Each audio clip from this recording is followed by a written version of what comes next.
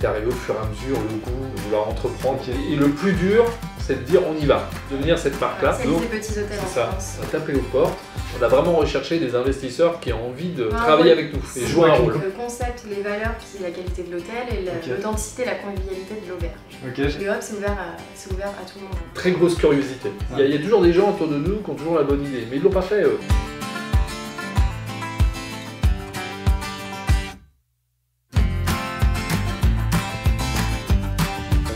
Prise 2. Bonjour Franck, bonjour Sophie. Bonjour Antoine. Bonjour Antoine. Merci de m'accueillir aujourd'hui. Bienvenue chez Evium. Que vous pouvez vous présenter tous les deux à titre personnel, savoir qui vous êtes, d'où vous venez. Moi, j'ai 33 ans, je suis dans le domaine de la communication depuis quelques années. J'ai travaillé dans pas mal de secteurs, donc j'ai une petite palette. Et surtout j'ai un esprit entrepreneurial, donc c'est vrai que j'avais vraiment envie de créer quelque chose avec des valeurs. Et voilà, c'est vraiment ce qui m'anime depuis longtemps. Donc je suis contente, là c'est mon troisième projet d'entreprise sur lequel je réfléchis. C'est ce que je vais te demander, J'ai déjà travaillé sur des projets d'entreprise auparavant, mais là c'est la première fois que je vais au bout en fait. Voilà. Et parce que je pense que j'ai trouvé les bons partenaires. Ah bah génial. Aussi. Génial. Et la bonne idée. Donc, Franck, 45 ans, moi je suis un pur produit du tourisme. J'ai commencé mes armes après quelques années militaires et dans le monde du sport. Je suis rentré au Club Med. J'ai gravi les échelons, j'ai eu les chances de pouvoir y avoir tous les échelons, Club Med, Look Voyage, Village comme du Soleil, l'UCPA, enfin, des structures vraiment inscrites dans le tourisme, qui défendent aussi les valeurs de l'économie sociale et solidaire. Et puis gravi tous les échelons des métiers de chef de service, de directeur, jusqu'à finir directeur général de groupe de vacances. Donc j'ai fait ça pendant 10 ans. Et toi, t'as vraiment baigné dedans pour le coup. Complètement, je suis un pur produit vacances, un pur produit tourisme, un pur produit club. Donc, mais en tout cas, c'est la chance de nos métiers, c'est que la corporation du tourisme, c'est encore une des seules entreprises où on peut, en tout cas, finir directeur général d'un groupe en ayant commencé moniteur de VTT. Donc, qui est arrivé au fur et à mesure le goût de vouloir entreprendre. Et bien Evium, en fait, Evium est né au départ d'une idée assez simple, c'est que dans le cadre de mes anciennes fonctions, j'étais pas mal sollicité pour reprendre des petits hôtels.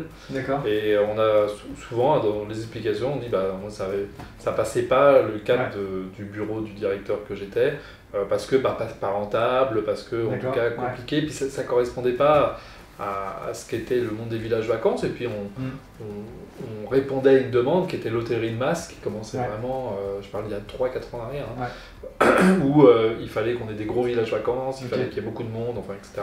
Comme ça, un jour, moi aussi j'ai une idée, j'aimerais bien reprendre des petits hôtels. Et puis c'est vraiment parti de ça. C'est parti de là, en fait, tout simplement. En fait, on s'est dit peut-être qu'on travaillerait un jour ensemble en tourisme. Exactement, et c'est vrai. Au final, ça s'est passé très vite. Et c'est vrai que Franck, lui, a pensé à ce positionnement-là de reprendre des petits hôtels, de trouver un modèle économique vraiment adapté parce que c'était une niche. Et moi, j'avais plus l'idée de réfléchir à un nouveau concept. Franck, lui, a pensé au positionnement, donc reprendre les petits hôtels en France. Et puis moi, j'ai plus apporté une idée de concept. C'est vrai que j'avais un regard extérieur, complètement extérieur.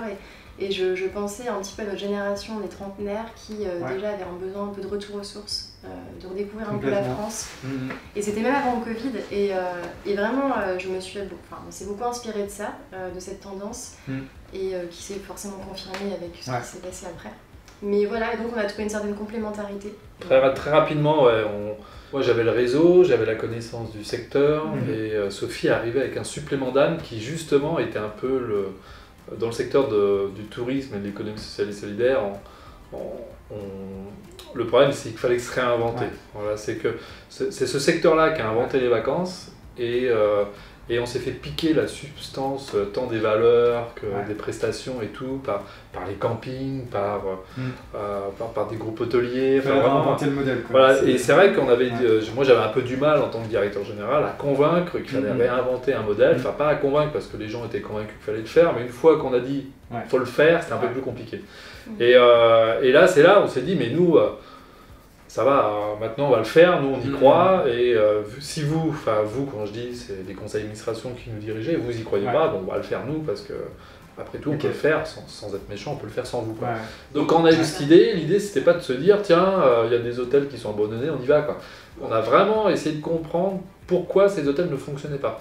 Donc on a demandé à des professionnels du tourisme de nous entourer, de nous accompagner, et pas des moindres, des patrons de grosses entreprises.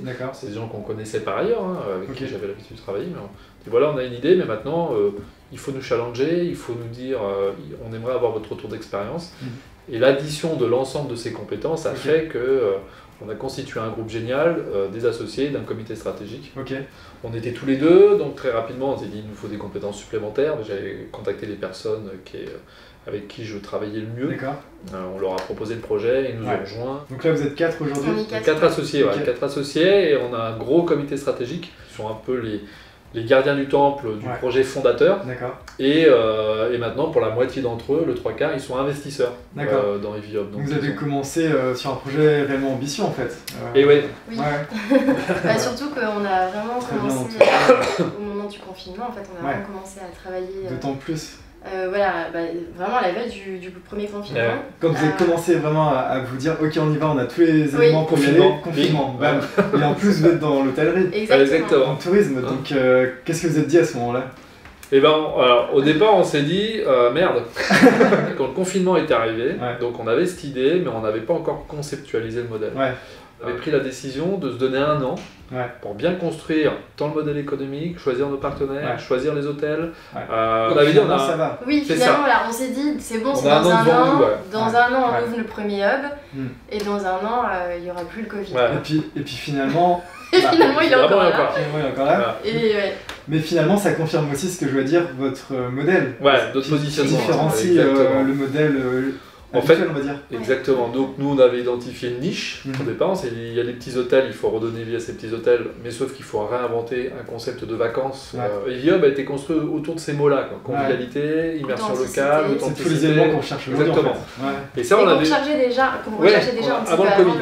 Mais là c'est confirmé, c'est vraiment confirmé. Clairement, on part pas en vacances là où il y a 1000 personnes.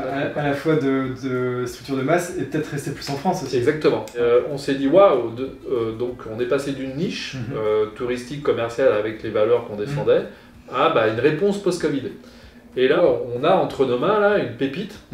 Et d'ailleurs, c'est à partir de là que ça a accéléré, tant au niveau des investisseurs qu'au niveau des finances, qu'au niveau des projets. C'est vraiment là que ça accélère. Est-ce que là, vous en êtes où du coup? Alors là, on a bouclé une levée de fonds. Donc on a valorisé le capital d'Eviop. Et on a donc dilué 20% de ce capital. Et là, on est en plein closing. Le closing va être fait la semaine prochaine, je pense. Et on a au capital donc des professionnels du tourisme qui sont chez nous en personne physique. Et on a rentré aussi des voyagistes, des tour opérateurs qui sont là en personne morale. Donc on a des gros groupes. Puis des particuliers aussi. Et des particuliers, des personnes qui ont acheté une ou deux actions. Et c'est sous quelle format au niveau du statut? Alors on a constitué une holding. Une holding, la holding, en fait, pour chaque structure, donc nous qu'on appelle hub, on crée une filiale, qui est une SAS, mais sauf que la holding est actionnaire majoritaire, soit à 100%, soit majoritaire de la SAS. On a décidé d'un organigramme circulaire, donc chaque SAS et donc chaque hôtel sera dirigé par des mandataires sociaux qu'on va nommer directeur général de la SAS, qui dirige l'hôtel. Les couples d'hôtes qui vont reprendre nos hubs, donc ce sont des directeurs généraux, donc avec la responsabilité qui va avec, et l'autonomie qui va avec. C'est-à-dire que nous, on établit une vraie relation de confiance. Bien sûr, on vérifie qu'on est en accord sur le process et sur l'envie d'Eviop. Vous avez le modèle que vous laissez à la main des franchisés, en fait, qui dirigent... Ils ne sont pas franchisés. Peut-être que dans 2-3 ans, on va réfléchir à déployer en franchise, mais pour l'instant, on veut vraiment bien maîtriser. Dedans, ils sont vraiment directeurs généraux de l'entreprise dont nous sommes les actionnaires majoritaires. Donc, et par contre, la vraie force, on a conceptualisé un modèle. Mais ce modèle, par définition, il a un socle commun, qui sont nos espaces communs, qui sont le nombre de chambres, il faut un restaurant, il faut un espace coworking, il faut un espace cocooning, il faut un espace librairie, en tout cas, on va demander à nos directeurs généraux de les adapter, de l'aménager en fonction de l'attente des voyageurs dans le lieu dans lequel ils sont. Au niveau local. Tu vois, donc dans l'hôtellerie, moi j'ai été un directeur général qui a imposé la mise en place de standards. Parce que Et aujourd'hui, on déstandardise l'offre en disant vous avez le socle commun, vous inquiétez pas, chez Eviop vous retrouvez ce que vous aimez. Tous ces espaces-là. L'immersion, vous allez retrouver ce que vous aimez, mais vous allez découvrir autre chose parce que c'est pas la même région, parce que c'est pas la même culture, parce que Et ça, on ne peut pas l'imposer, on ne peut pas dire à un directeur, tu vas sur place. Non, non. Donc nous, on veut que les directeurs généraux qui vont diriger nos filiales, en plus, soient des vrais acteurs locaux. Donc... Et au niveau du lancement, comment vous y prenez? Parce que là, vous avez un premier établissement, du coup? C'est ça. Donc là, on a 4 établissements qui sont en réflexion. Il y en a 2 de sécurisés. Celui de Saint-Cyprien qui ouvre le 2 avril. Et on a un autre site, on a gagné donc une délégation de service public d'un hôtel à construire. Donc là, ça va être génial parce que c'est un hôtel qui va être construit. Mais l'idée, ça c'est vraiment pour se lancer, les 4 premiers. Mais très clairement, il faut que Eviob, dans les 2 prochaines années, ait minimum 5 à 8 unités. Voilà, parce que vu que ce sont des petites structures, le modèle économique est rentable. Rentabilité au sens vivre, faire vivre les salariés, faire vivre convenablement, investir. Pas rentabilité au sens rémunération de dividendes, mais voilà, Eviob sera rentable avec 4 unités, il est à l'équilibre, avec 8, il vit convenablement, il peut investir. Confortable, du coup. Et l'idée, c'est de vraiment devenir, nous on veut. Il n'y a pas de marque aujourd'hui qui revendique les petits hôtels en France, et nous on a la prétention et l'envie et de devenir cette marque-là. Spécialiser petits hôtels en France. D'accord. Donc on est bien parti, on est bien accompagné. Pour quelqu'un qui ne s'y connaît pas spécialement là-dedans, comment ça se passe justement d'aller chercher des fonds? Comment on se dit, bon demain je vais lancer 4 hôtels avec surtout qu'on me dit des fois, mais vous avez l'argent pour acheter des hôtels? À titre perso, on dit non en fait, c'est pas comme ça que ça fonctionne. Effectivement, on va aller chercher des partenaires. C'est ça. En fait, ce qu'il y a, c'est que nous, on ne savait pas. Donc, on vient tous de l'économie sociale et solidaire. Donc le montage au capital, même moi, c'est quelque chose que je... Parce que tu étais dirigeant, tu étais en communication, c'est ça? C'est ça. Puis ils n'étaient pas spécialement... Non, puis en plus, on était tous les deux dans des entreprises... entrepreneurs. Puis on était tous les deux dans l'entreprise d'économie sociale et solidaire. Donc, par définition... aucune rémunération capitale. Voilà, donc c'est souvent tabou même. Exactement. Avec le temps, donc déjà la financiarisation a su s'adapter à l'économie sociale et solidaire, et ça c'est génial. Ou l'économie sociale et solidaire a su s'adapter à la financiarisation. Je ne sais pas dans quel sens, mais en tout cas ce qui est sûr, c'est qu'il n'y a pas d'opposition. Nous, c'est ce qu'on a découvert. Quand tu dis comment vous avez fait, la première chose que nous on a fait, on a tapé aux portes. Et on a tapé aux portes de gros financiers. Et ce qu'on peut retenir, en tout cas assez unanimement, c'est une bienveillance, en tout cas à tous les rendez-vous qu'on a eus. D'accord. Donc vous avez, nous, on vous avez un carnet d'adresses. C'est ça, on a un carnet d'adresses. On a lancé une grosse communication, on est même venu vers nous. Donc quand on est venu vers nous, on a répondu. Alors on s'est retrouvé dans des rendez-vous, dans des locaux, on s'est dit en déconnant, limite on enlève nos chaussures avant d'entrer. Mais voilà, mais vous avez un accueil du concept aussi, un accueil très enthousiaste. C'est ça, exactement. Et très curieux, beaucoup de curiosité. Oui, beaucoup de curiosité, puis de se dire, mais oui, ça répond à un besoin. Justement, on se demandait, souvent on a eu ça, souvent on se demande comment reprendre ces petites structures, etc. Il fallait se poser, il fallait repenser à un nouveau modèle économique.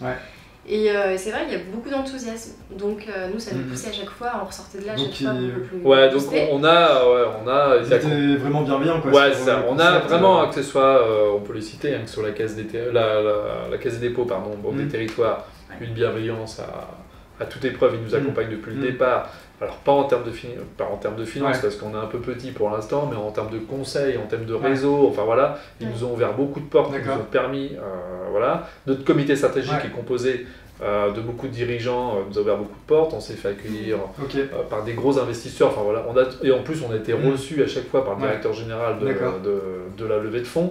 Donc on a senti quand même une volonté, mais une très grosse curiosité. Mais comment vous allez faire? Et là, si tu veux, on en arrive à un tournant, on sent qu'il y a une envie, mais on est sur des petits hôtels et avec un taux de rendement beaucoup moins élevé que eux ont l'habitude de... Mais ils savent beaucoup d'entre eux savent qu'il faut plus, que le rendement à ce prix, c'est plus ça. Parce qu'en plus, les investisseurs, logiquement, ils attendent donc un retour financier, c'est sûr. Mais du coup, l'approche est vraiment différente là. Exactement. Donc, très clairement, aujourd'hui, nous, le dénominateur commun de tous ceux qui nous accompagnent, c'est l'équipe. C'est en fait, ils disent on parie sur un staff, on parie sur l'équipe. Et puis le comité stratégique, et puis maintenant le deck investisseur. Donc on a fait 100 000 euros de levée de fonds, on a levé 250 000 euros de dette. Donc du coup, on a lancé, on a amorcé la machine. Ouais. Voilà, maintenant il faut qu'on passe à l'étape supérieure. Ouais, là on est dans ce phase de développement maintenant. C'est ça, maintenant on doit être entouré d'un financier parce que nous c'est pas notre métier. Ouais. Et encore une fois, Eviop c'est une exploitation, on sait faire. Donc ça, nous on a un modèle, on a un concept, on maîtrise. Maintenant pour acheter l'hôtel, il faut qu'on soit avec un partenaire qui a envie d'agir à nos côtés. Et ça c'est ça qui est génial et on va le trouver parce qu'on sent, voilà, on sent, on a des rendez-vous quasi toutes les semaines avec des investisseurs, donc on sent que ça va arriver. Oui, ça va arriver. Oui. Mais il faut vraiment qu'on trouve le partenaire qui nous ressemble. Depuis ces 1 an que vous avez débuté le projet, des petites anecdotes. Soit dans le bon sens, soit dans le mauvais sens, d'ailleurs, des choses dont vous attendiez pas. Alors moi j'en ai une à la rigolade, sur l'ego, quand on est directeur général d'un groupe qui fait 12 millions de chiffre d'affaires, qui a 400 salariés, bon, voilà, on est un peu... Et ce que j'ai trouvé génial, la première fois qu'on a présenté Eviop, donc on avait mis plein de chefs d'entreprise autour de la table, avec humour, Franck, le projet il est génial, vraiment génial, sauf que le problème, c'est que tu n'es plus un directeur général, tu es un chef d'entreprise. Si tu lances Eviop, en te disant je suis un directeur général, tu n'y arriveras pas. Et là, tu nous as fait du directeur général. Et c'est quoi la différence? Et en fait, quand on a présenté le business plan, on avait trouvé tous les trucs et astuces pour minimiser. Et là, ils nous ont dit mais les gars, vous avez trouvé une pépite, allez-y. Vous arrivez à gérer la transition de salarié, de travailler dans une boîte en tant que salarié, pas dans une équipe avec toute l'équipe de la il n'y a pas de staff. Comment vous le vivez ça? Moi personnellement je le vis très bien, en plus justement je trouve qu'on a cette chance là d'être 4, donc on a chacun notre périmètre aussi, donc à l'inverse d'un entrepreneur qui se lance tout seul aussi, il est tout seul, c'est-à-dire qu'il doit aussi gérer tous les métiers. Là nous on a quand même cette chance d'avoir chacun nos périmètres, alors, et oui honnêtement c'est... En termes de vie au travail c'est plus facile. Et puis on avance plus vite aussi, du coup, donc ça c'est plutôt bien, et puis en fait même en termes d'organisation, de toute façon, on a notre comité associé toutes les semaines, c'est quand même bien organisé. Vous n'êtes pas isolé quand il y a un membre du comité stratégique, il est venu avec nous à la banque. C'est ça la vraie relation. C'est ça, et c'est ce qu'on a demandé à nos investisseurs. C'est-à-dire qu'aujourd'hui, sur le premier tour, là, on a vraiment recherché des investisseurs qui ont envie de travailler avec nous et jouer un rôle. Une conversation de chiffres, c'est pas que le chèque. Donc c'est une bonne nouvelle, c'est que ça existe quoi. Si quelqu'un veut aller voir des investisseurs aujourd'hui pour un projet plus engagé, la nous, nous on a... c'est vraiment le concept, les valeurs qui ont d'abord l'équipe. L'équipe. Il y a cet échange hyper constructif, et puis je trouve... C'est allé pour tout le monde. Ouais, et puis avec plein d'humilité, en tout cas, je trouve qu'on a trouvé un modèle d'accompagnement, et c'est pour ça qu'on est puissant, j'utilise le terme puissant exprès, c'est pour ça qu'on est fort et qu'on arrive à ouvrir les portes qu'on n'aurait peut-être pas réussi à faire si on avait été tout seul. Oui, c'est sûr. C'est qu'on est fort de ça, qu'on est... C'est ça qui fait la force du projet aussi. Oui. Exactement. Eviop, on n'en serait certainement pas là, effectivement, s'il n'y avait pas eu ce réseau. Et puis très impliqué quoi, c'est vrai que toi tu les as toutes les semaines au téléphone, dès qu'il y a donc c'est important. À l'intérieur de nos statuts, nous on s'est engagé via un règlement intérieur que si le comité stratégique ne votait pas à l'unanimité des décisions, on s'engageait à fournir une autre idée ou à repenser l'idée. Bien entendu, après au final la décision revient au président que je suis. Mais en tout cas, nous, on s'engage, parce que si on fait venir les comités stratégiques en disant donnez-nous votre avis, et qu'au final, on dit je vous remercie, c'est pas grave. Collective exactement. Et ça, je trouve que chacun y trouve leur intérêt. On a inventé un vocabulaire, donc ce ne sont pas des hôtels, ce sont des hubs. Donc hub, c'est hôtel et auberge, c'est la contraction, donc c'est la qualité de l'hôtel et l'authenticité, la convivialité de l'auberge. Ok, génial. Voilà, donc ce sont des hubs, et puis c'est surtout un endroit privilégié en fait, un lieu de rencontre, un lieu de rencontre entre les voyageurs et puis les habitants. Voilà, le hub c'est ouvert à tout le monde en fait. Space de coworking par exemple, donc les habitants pourront venir bosser, boire un café, c'est ouvert. On a un spa qui est ouvert aussi aux habitants. Aux voyageurs, on a un restaurant qui est ouvert localement aussi, et puis les voyageurs, tout est ouvert, le bar, les jeux, vraiment c'est un lieu de rencontre, un lieu de vie, et c'est aussi pour créer justement, pour que les gens s'imprègnent de la culture locale, donc c'est aussi l'idée. C'est le but, parce que le hub c'est ça aussi, c'est aussi un lieu de culture locale, un lieu d'immersion, et je veux dire, l'immersion ça passe aussi par les rencontres avec les gens, les vrais gens du coin. Donc le hub c'est ça. L'hôtellerie, faut un code pour voir le portail, parce que t'es client. Nous, c'est complètement fermé. Donc nous, on veut pas ça. Donc justement, le portail il sera ouvert. Et si on s'était appelé hôtel, dis pas, tiens, je vais aller avec ma chérie au restaurant à l'hôtel. Donc l'idée c'était, tiens, si on s'appelle hôtel, quid de notre restaurant qu'on revendique local et qu'on revendique ouvert à tous. Et si on s'appelle restaurant local, quid de l'hôtellerie, entre guillemets. Donc on se dit, faut ni s'appeler restaurant ni s'appeler hôtel, pour pas qu'on soit connoté. Complètement avec, je trouve. Ça va complètement avec. Et puis d'ailleurs, au début on voulait appeler notre communauté les Évis Voyageurs, là on a changé, on veut les appeler les Uber. On trouve que c'est beaucoup plus fort. Non, mais c'est vrai que c'est rigolo parce que du coup ça a été un sujet lors d'un comité stratégique où on leur a annoncé qu'on voulait s'appeler Evi Hub, parce qu'au début c'était Evina Hotel, Evi Hotel, on est passé à Evi Hub. C'était l'hôtellerie. Voilà, donc on a complètement basculé et on dit on les appellera même les hubs, les structures. Là il y a eu un blanc là. Il y a eu un petit veto de la part du Costa. Attention. Mais bon, là pour le coup, on est quand même allé au bout parce qu'on voulait justement être ambitieux et aller jusqu'au bout. Et la communication, on l'a fait aussi comme ça, de façon ambitieuse. Et en fait, on s'est vite rendu compte que les gens qui s'inscrivaient à la newsletter, etc., dans leur message, c'était vivement qu'on découvre vos hubs, est-ce que vous aurez un hub dans tel... Et en fait, du coup, le vocabulaire... C'est validé. Ça y est. Puis ça suscite la curiosité. Et en termes de stratégie de lancement de comment vous faites du coup ? Nous, on a d'abord fait le choix de lancer la communication avant même d'avoir un site, donc un hub.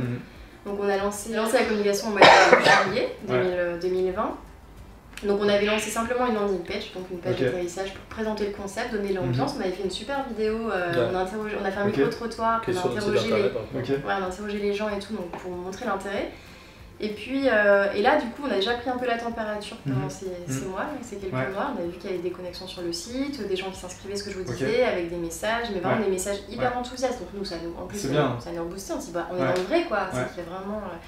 Voilà, on fait bien d'être là. Et puis sinon, on a une grosse communication sur les réseaux sociaux. Donc LinkedIn, on est très présent sur LinkedIn. Le souvent, c'est que les professionnels qui sont sur LinkedIn sont aussi des particuliers qui voyagent. Exactement, il y a tout le monde. C'est une façon de se faire connaître aussi. Et sur Facebook et Instagram, on est accompagné d'une agence communication. Donc en termes de com, oui, on a c'est ça en fait, on est vraiment sur tous les réseaux sociaux, on a une campagne d'emailing aussi. On est un hôtel, on n'est pas qu'un hôtel de passage comme justement les concepts qu'on aime bien, qui sont très urbains. On est sur du passage, mais surtout sur du court séjour et des vacances. Donc, quels seraient vos conseils pour quelqu'un qui s'y connaît ou pas du tout dans l'entrepreneuriat et qui voudrait se lancer demain comme vous? C'est quoi votre conseil? Moi là j'ai envie de dire de se faire accompagner effectivement d'un réseau, mais pourquoi pas comme nous un comité stratégique, parce que c'est vrai que ça nous a beaucoup aidé. Et je pense que ça vaut le coup de prendre le temps de contacter des gens et puis de créer ce petit cocon et ce petit réseau. Moi, le conseil que j'aurais à dire, c'est très clairement, il ne faut pas avoir peur de le faire. On a tellement peur, on reste sur nos acquis, on reste dans nos zones de confort et tout. Faut pas avoir peur. Le proverbe, on sait ce qu'on quitte mais on sait pas ce qu'on prend, c'est une connerie, ça faut pas l'écouter. Ils sont pas tous bons les proverbes. Et de dire quand on n'est pas bien, ou quand on sent qu'on est arrivé à bout, et puis quand on rentre chez soi, qu'on n'est pas content, qu'on en a marre du boulot, qu'on critique les collègues, qu'on cherche des excuses chez les autres, ça y est, c'est qu'on est arrivé à un niveau où on n'a plus envie. Et le plus dur, c'est de dire on y va. Parce qu'il y a toujours des gens autour de nous qui ont toujours la bonne idée, mais ils ne l'ont pas fait eux. Donc ils ont toujours la bonne idée de quelque chose qu'ils n'ont pas fait. C'est une vérité, c'est ce qu'on fait. Et quand vous discutez avec un entrepreneur, dire toi ton élément déclencheur c'était quoi? D'y aller. C'est ça. D'y aller. Et puis en tout cas, moi, autour de moi, les personnes qui se sont plutôt de mon âge, qui se sont converties, qui se sont lancées dans leur entreprise, honnêtement, j'ai aucun regret, quoi.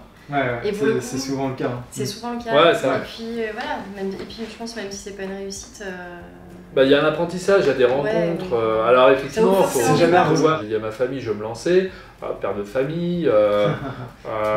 Voilà. Alors moi j'ai une famille extraordinaire qui m'ont dit on sera toujours là. Voilà, ça c'est une chance. Donc je reconstruis. Et puis la richesse que tu découvres après, c'est la rencontre des gens, ça remplace toute la rémunération que tu as perdue. Donc moi, le conseil c'est ça, faut pas avoir peur d'y aller. Après il faut se faire accompagner. Et si on a peur d'y aller, il faut aller voir les gens qui y sont allés et qui peuvent être un bon retour d'expérience. Faut pas aller voir les personnes qui n'ont jamais fait ça de leur vie et qui vont t'expliquer que vaut mieux que tu restes à tête. En général, c'est ça, c'est ceux qui ont déjà l'expérience, ils vont te conseiller d'y aller. Sache où tu vas, quoi. C'est ça, toute la bienveillance qu'on a eue, nous, que ce soit institutionnel, actif, qui nous a accompagnés. Il y en a, quoi.